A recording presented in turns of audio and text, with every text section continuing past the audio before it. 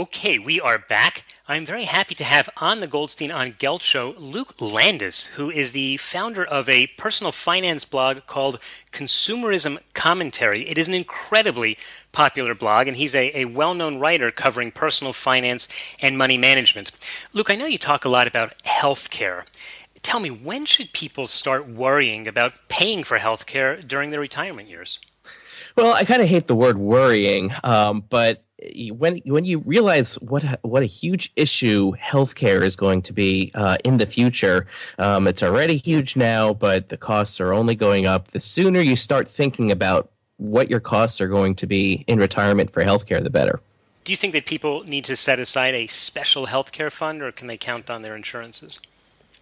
Well, depending on your age today, it's hard to determine what the world is going to look like if you're thinking about healthcare costs, 3 or 4 decades from now.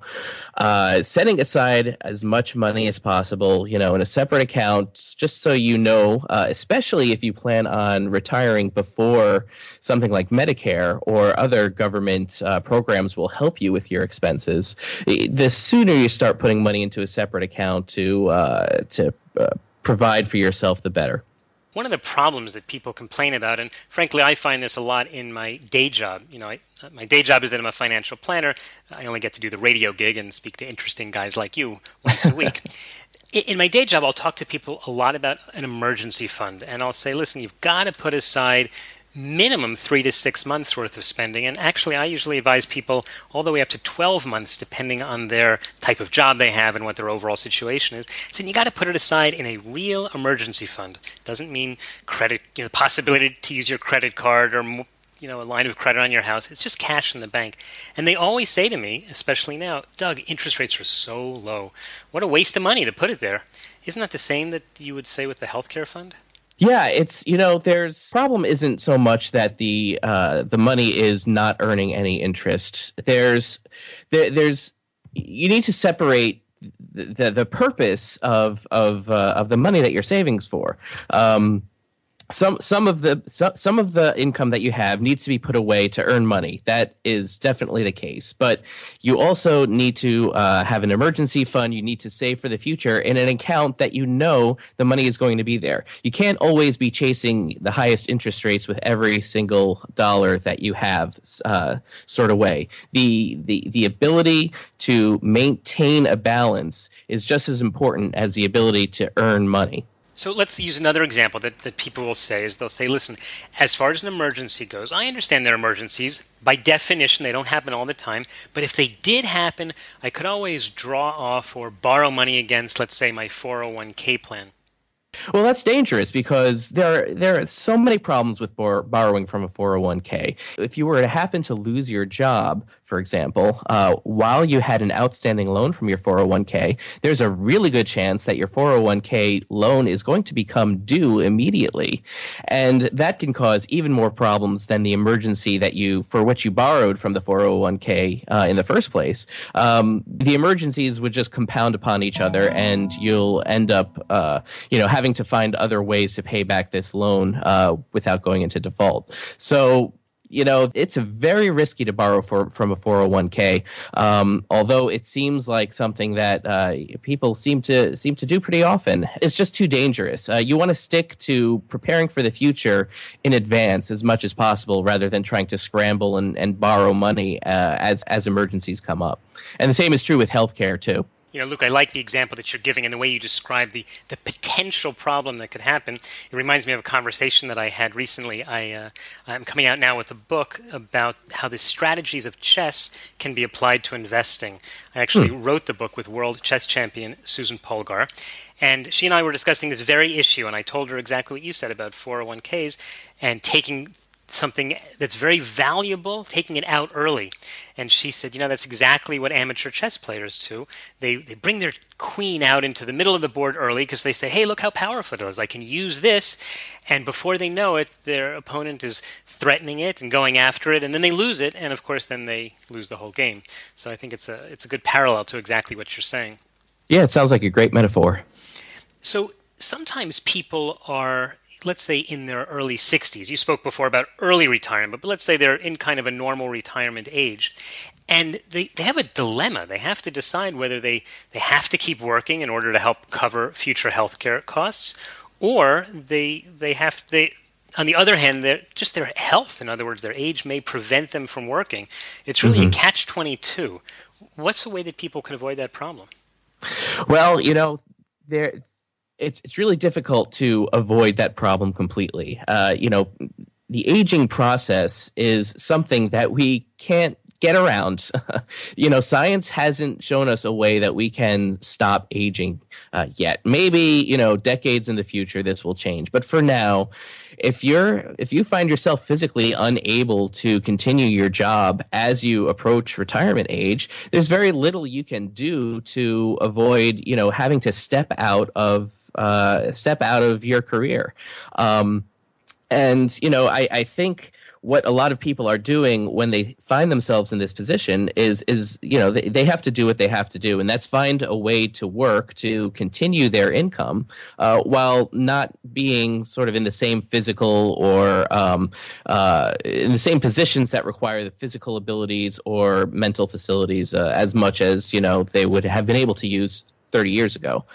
One way to do that is to think about becoming an entrepreneur, finding your own way to work from home in some job that takes advantage of some skill that you're still able to do.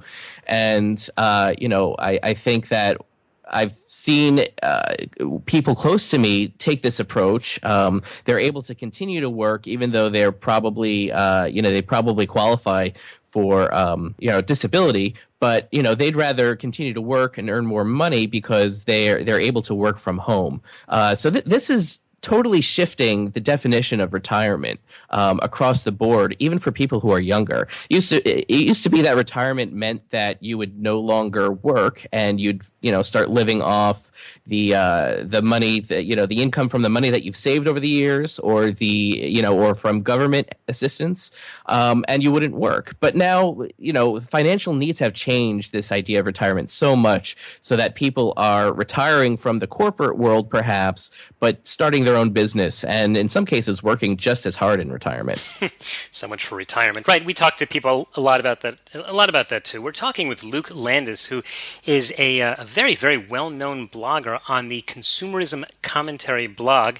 You've also perhaps seen him. He's been written up in Money Magazine and the New York Times and Business Week as someone who's really on top of very, very practical financial decisions. Luke, I want to touch on something you said, which was that in days of yore, people would retire and they would take their money, invest it, and live on the fruits of those investments.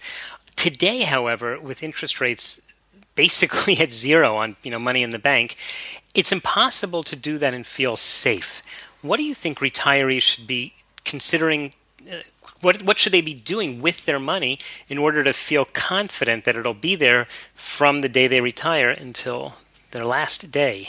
Well, that's a great question. And, you're asking how people can feel confident. And, you could do everything in the world to tell someone that it's going to be okay. And they still aren't going to feel confident if the world is sending them mixed messages. So it's hard to change people's mind in that respect. But what retirees can do is to keep their investments invested in such a way that it's going to continue to provide, a generous income over the course of the 30 or maybe even 40 years that they're retired. Maintaining investments in stocks still over the long term, and retirement still is the long term, will help them continue to generate enough income from their investments, assuming that their balance is high enough in the first place. So really, even at the date of retirement, and you're a CFP, I'm not a CFP, but I would suggest that people remain invested in stock funds as much as possible so that that income is still coming in and they still have the possibility of withdrawing a good amount every year and maintaining growth over the several decades that they'll be in retirement. And what do you think about the odds of Social Security as a good fallback position? Because I think most retirees in America use Social Security as their main income source. Yeah, I think that's going to be a dangerous proposition for everybody who still has several decades left before they start needing or start counting on government assistance like Social Security, because you don't know what's going to happen. I try to encourage people to set themselves up so that they don't need to rely on the government, so that their reliance on the government is as small as possible, and then they're relying on themselves the most. And it seems like the trend, in government policy and in society is definitely leaning much more in that direction than it has, 20 years ago, for example. People just, they're starting to get the idea that they need to count on themselves a lot more. It used to be the case that people who retired would have the support of their younger family members.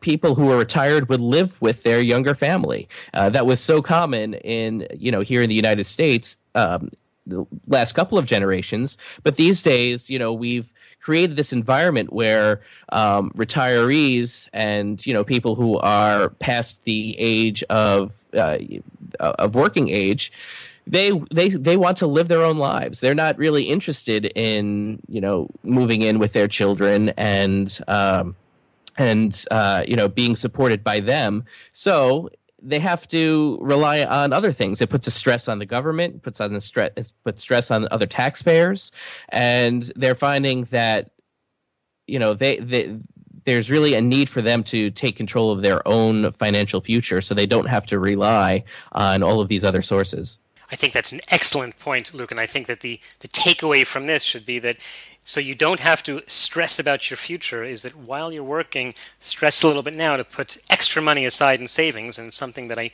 know you've written about on your blog on multiple occasions. Luke, we're just about out of time, but in the last few seconds, just tell people, how can they follow you and your work? Sure. I'm continuing to write on Consumerism Commentary, which is a website that I founded 11 years ago. And I know you'll provide a link to that. And, for other projects, you can stay in contact with me directly, lukelandis.com. And you can also follow me on Twitter and other social media, Luke_Landis. Okay. Luke Landis, thank you very, very much for your time. I look forward to speaking to you again soon. Yeah, thanks a lot, Doug. You've been listening to the Goldstein on Gelt show with money maven Doug Goldstein.